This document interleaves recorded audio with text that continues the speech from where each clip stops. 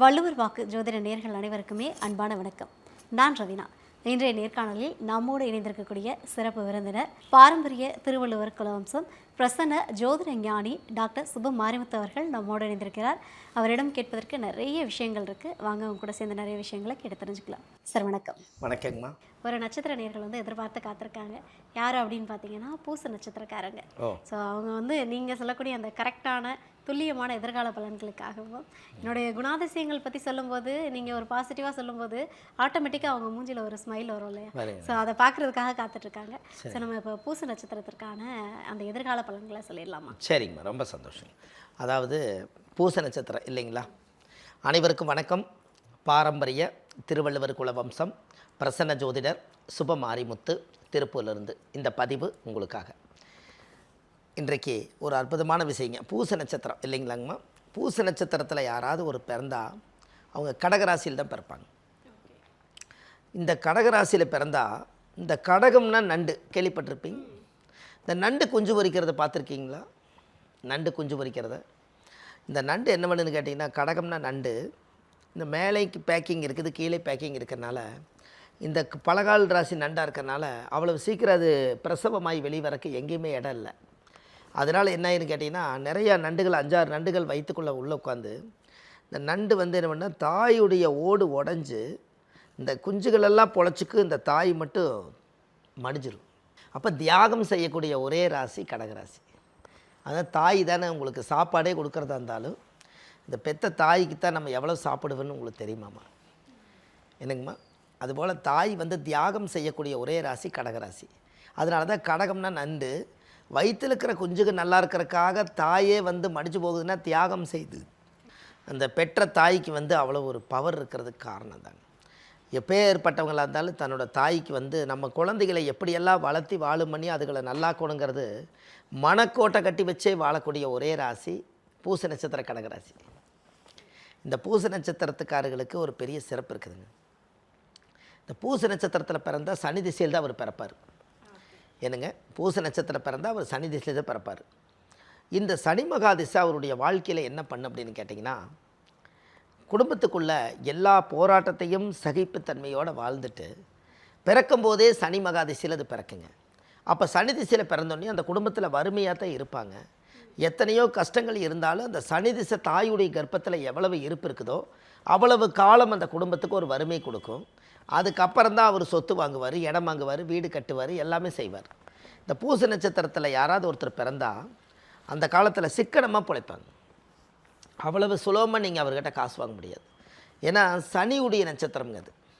இந்த சனி என்ன பண்ணுன்னா சிக்கனமாக வாழுங்க. எப்போவுமே பூச நட்சத்திர கடகராசி சிக்கனமாக வாழும். அளவாக வச்சுக்கலாம். என்றைக்கு இருந்தாலும் காலத்துக்கு காசு வேணும்னு சொல்லி ஆரம்ப திட்டத்தை எச்சா போடுங்கன்னு. அப்போது அந்த பிள்ளைகளுக்கு வேணும், நாளைக்கு தொழில் இல்லைன்னா என்ன பண்ணுறது அப்படின்ட்டு அவங்க நல்லதெல்லாம் மற்றவங்களுக்கு கொடுத்துட்டு எதெல்லாம் இப்போது வேண்டான்னு நம்ம நினைக்கிறோமோ அதெல்லாம் கொடுங்க, நான் பார்த்துக்கிறேன், நீங்கள் நல்லது சாப்பிடுங்க, நான் எதை வேணால் சாப்பிட்டுக்கிறேங்கன்னு பழைய சாப்பாடு இருந்தாலும் கூட சாப்பிட்டுட்டு நல்லதை கொடுத்து வாழ்ந்தே நல்ல பேர் எடுத்துருமா. அதை தியாகம் செய்யக்கூடிய ராசி. இதுக்கு தாயவே நீங்கள் நினச்சிக்கங்களேன். தாய் ஒரு நேரம் சோறு கொடுக்கலினாலும் அந்த குழந்தைக்கு அது தாய்ப்பால் கொடுத்தானே ஆகணும்.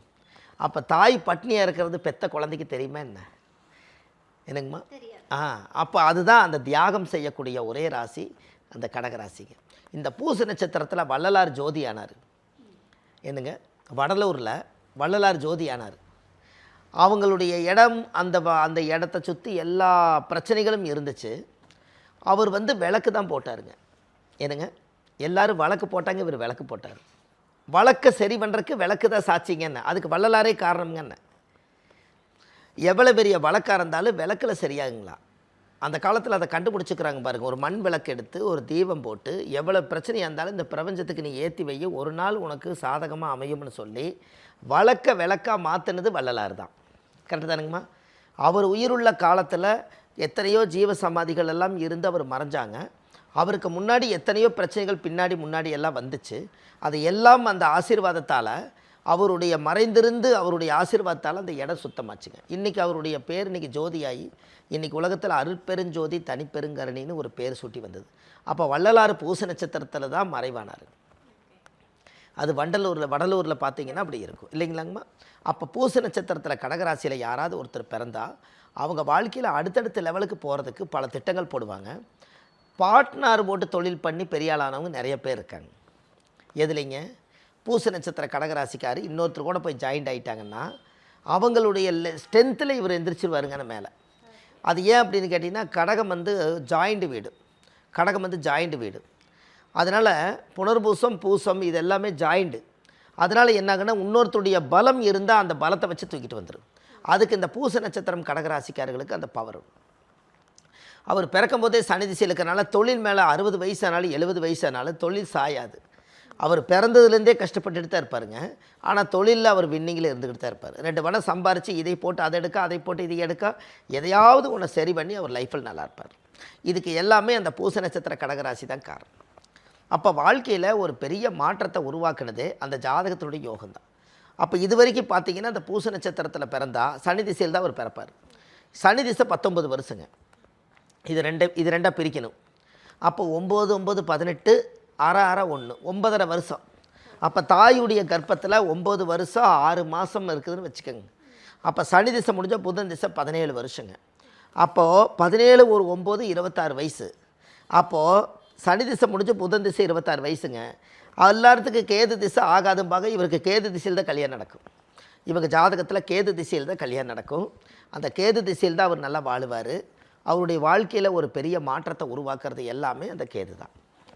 அப்போ கேது திசையில் கல்யாணம் நடக்கும், குழந்தைகள் பிறக்கும்.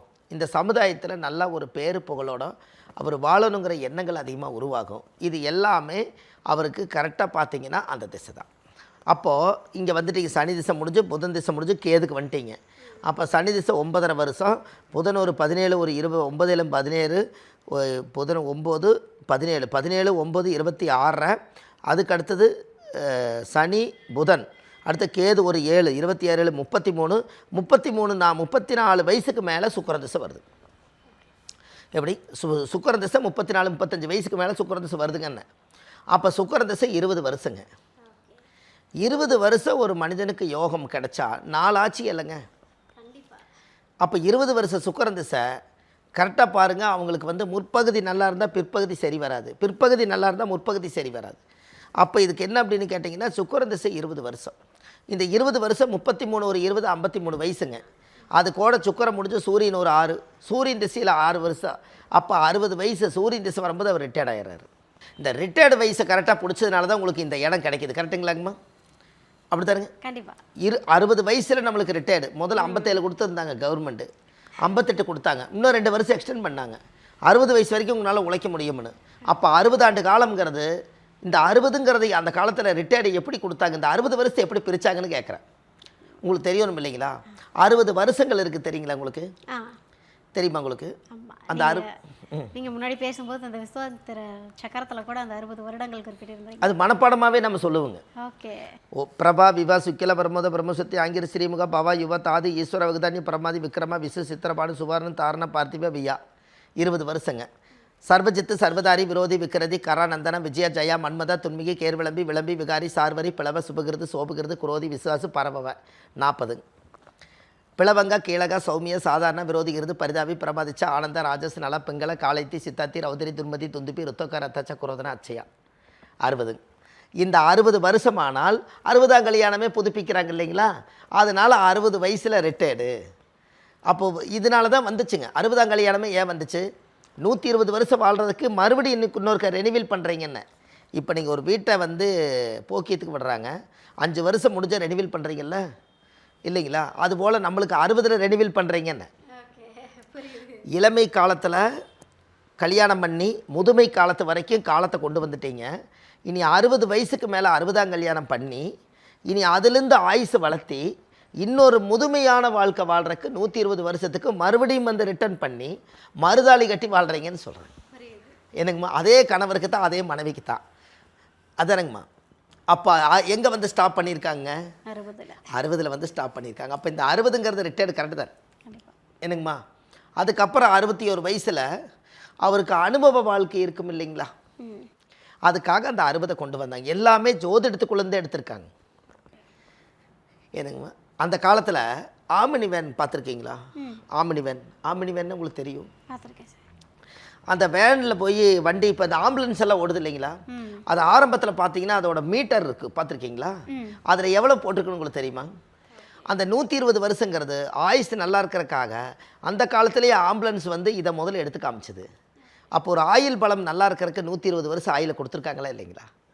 அப்போ இவர் ஜாதகத்தில் பாருங்கள், எல்லாமே ஜோதிடத்துக்குள்ளே தானே ஒளிஞ்சிருக்குதுங்க. பூச நட்சத்திர சனி திசையில் பிறந்து புதன் திசை முடிஞ்சு, கேது முடிஞ்சு, சுக்கர திசை 51 முடிஞ்சு, சூரியன் வரும்போது அவர் 60 வருஷம். அப்போ சந்திரன் 10 70, செவ்வாய் ஒரு 7 77, ராகு ஒரு 18க்கும் போது 85 90 ஆயிடுறாரு.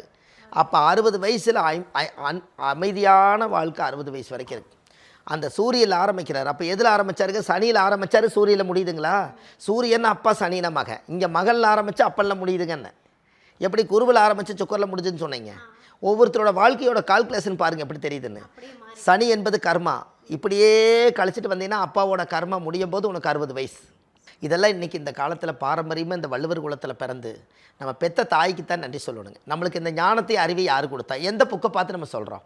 அப்படியே ஞானத்துலேருந்து இயற்கையாக வருதா இல்லைங்களா? அப்போ இதுக்கெல்லாம் இந்த பிரபஞ்சம் தானே சாட்சி இல்லைங்களா? அப்போ இதெல்லாம் வந்து கடவுளுடைய ஆசீர்வாதத்தால். அப்போ இவங்களுக்கு ஒரு கோயில், ஒரு அருமையான கோயில் இருக்குதுங்க. அந்த சனியுடைய நட்சத்திரம் பூச நட்சத்திரக்காருக்கு ஒரு அற்புதமான ஒரு கோயில் இருக்குது. அந்த கோயிலை உங்களுக்கு நான் வந்து சொல்கிறேன். அந்த கோயிலுக்கு நீங்கள் போயிட்டு வந்தாச்சுன்னா, அந்த கோயிலுக்கு போயிட்டு வந்ததுக்கப்புறம் அவருடைய லைஃப்பில் ஒரு அசுர வளர்ச்சி இருக்குதுங்க. கண்டிப்பாக இதை நீங்கள் பகிர்ந்துட்டு இது எல்லாம் பண்ணிட்டு வாங்க. உங்கள் வாழ்க்கையில் ஒரு மிகப்பெரிய ஒரு சக்தி இருக்குதுங்க. அதனால் வாழ்வது ஒரு முறை, வாழ்த்தட்டும் தலைமுறை. அருமை. அதாவது வந்து நிறைய பேர் வந்து உங்களோட வீடியோ பார்த்து தான் வந்து எனர்ஜி ஆவாங்க. எப்படி சொல்கிறது, இது வரைக்குமே ஒரு போக்கில் ஓடிட்டே இருந்திருப்பாங்க. ஸோ இந்த வீடியோவை பார்த்ததுக்கப்புறம் இல்லை நமக்கு இந்த திசை தான் நடக்குது அப்படின்றத தெரிஞ்சுப்பாங்க. இனி திசை மிஸ் பண்ண மாட்டாங்கல்லங்கம்மா. ஆமாம், கண்டிப்பாக திசை மிஸ் பண்ண மாட்டாங்க. ஓடுவாங்க. இல்லை இனி மெயினாக ஜோசியர்கிட்ட கேட்குறது என்ன கேட்கறேன்னா, முதல்ல எனக்கு திசை இப்போ என்ன நடக்குது, எனக்கு 60 வயசு வரும்போது எனக்கு எந்த திசை வந்து சப்போர்ட் பண்ணும், அந்த திசை முடியறக்குள்ள நான் என்ன செய்யணும்? நான் இடம் வாங்கி வீடு கட்டி புண்ணியர்ஜனை பண்ணிடுறேன், குழந்தைக்கு சீக்கிரம் கல்யாணம் பண்ணி வச்சிடறேன், என்னுடைய மனைவிக்கு தேவையானதை நான் செஞ்சு வச்சிடறேன், கடன் இருக்கிறதுல நான் அடைச்சி வச்சிடறேன், எனக்கு 60 வயசுக்கு மேலே இந்த உலகத்தை சுற்றி பார்க்குறதுக்கு எனக்கு கொஞ்சம் டைம் வேணும். அப்போ என்னோடய திசை என்ன, என்னோடய புத்தி என்ன, என் அந்தரம் என்ன, எப்போ என்னோட கரெக்டாக முடியுதுன்னு சொல்லி உங்களுக்குள்ளேயே ஒரு வட்டத்தை போட்டு கரெக்டாக 60 வயசுக்கும் போது எல்லாத்துக்கும் ஒரு சுறுசுறுப்பை தூண்டுது இல்லைங்களா? இது வரைக்கும் ஜாதகம் மட்டுமே நம்ம பார்த்தோம், பிரசன்னம் பார்த்தோம், ஜாமக்கோல் பிரசனம் பார்த்தோம், சோழி பிரசனம் பார்த்தோம், அஷ்டமங்கல பிரசனம் பார்த்தோம், எல்லாம் பார்த்தோம். ஆனால் நம்மளுடைய நம்மளோட வயசுக்கும் நம்ம ஜாதகத்தோட திசைக்கும் என்ன தொடர்புங்கிறது இன்றைக்கி தானே பார்க்குறோம். பூச நட்சத்திரத்தை பற்றி பேசிகிட்டு இருக்கோம். ஸோ இவங்க வழிபடக்கூடிய தெய்வம் இது, எங்கே போய் வழிபட்டுட்டு வந்தால் இவங்க வாழ்க்கை மாறும்? கண்டிப்பாங்கம்மா. இந்த பூச நட்சத்திர கடகராசியில் பிறந்துக்கிறவங்க வாழ்க்கையில் பாருங்கள், இவ்வளவு தூரம் இந்த பூச நட்சத்திரத்துக்கு சொல்லி உங்களுடைய தாயுடைய கர்ப்பத்தில் இருந்து தொப்புள் கொடி அறுக்கும் நேரம் ஜென்ம நட்சத்திர கோவிலே உங்கள் வாழ்க்கையில், அதாவது அச்சயபுரீஸ்வரர். இந்த அச்சயபுரீஸ்வரருங்கிறது உங்கள் வாழ்க்கையில் நீங்கள் தெரிஞ்சுக்கணும் அல்லவா? இது வந்து ராமேஸ்வரம் பக்கத்தில் அந்த கடற்கரை சாலையிலேயே இருக்குது. ஒரு 30 கிலோமீட்டர் தூரத்தில் விலங்குளம்ங்கிற ஒரு ஊரில் அச்சயபுரீஸ்வரர். இந்த அச்சயபுரீஸ்வரங்கிறது ஒரு பெரிய ஒரு பவர். ஆச்சிபுரீஸ்வரர் அச்சயபுரீஸ்வரர் எல்லாம் ஒன்று தான். அப்போ நீங்கள் கண்டிப்பாக இந்த கோயிலுக்கு போயிட்டு வந்தால் உங்கள் வாழ்க்கையில் ஒரு மிகப்பெரிய அசுர வளர்ச்சி நடக்கும். உங்கள் கர்ம வினையெல்லாம் தீரும். இதை கண்டிப்பாக செய்யுங்க, நல்லதே நடக்கும். வாழ்வது ஒரு முறை, வாழ்த்தட்டும் தலைமுறை. நன்றி, வணக்கம்.